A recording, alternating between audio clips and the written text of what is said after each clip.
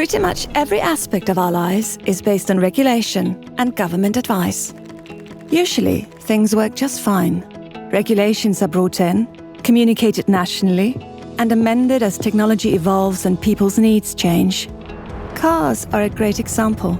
Pretty much since the first ones appeared, laws and regulations have been shaped and reshaped to keep pace. As numbers increased, things like speed limits, traffic lights, and roundabouts appeared, and bodies that issued tests and licenses were introduced. To encourage better driving, some countries started running points-based penalty systems. And to increase safety, laws around existing features like seatbelts were introduced, and standards were set for new technologies like airbags.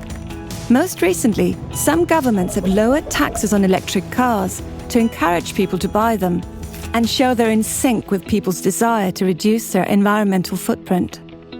And you can bet that if driverless cars become much more of a thing, there'll be new regulations around them too. A less straightforward story, though, is smoking. Governments around the world tell people to quit because everyone knows cigarettes can lead to serious diseases. However, not everyone will, and it's a scientific fact that the majority of dangerous chemicals in cigarette smoke comes from burning. Stop burning, and you cut out a large part of the problem. It's best to quit completely, but for adults who would otherwise keep smoking, there are better alternatives. Currently, regulations often prevent adult smokers from knowing about these alternatives, like heated tobacco products and e-cigarettes.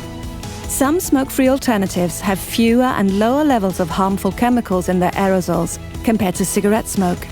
Smoke-free products are not risk-free, and they contain nicotine, which is an addictive chemical. But smoke-free products are a better choice than continued cigarette smoking. Yet, some countries have banned smoke-free products altogether. Our governments are there to create regulations and give advice that put people first. But e-cigarettes and heated tobacco products, even where they can be sold, aren't presented as a better alternative to continued smoking. Does it make sense that only the most dangerous product is allowed to be sold to smokers? Tobacco and nicotine regulation needs to evolve. Anyone who would otherwise continue to smoke deserves to have information about and access to all the available alternatives. Only that way can we unsmoke the world.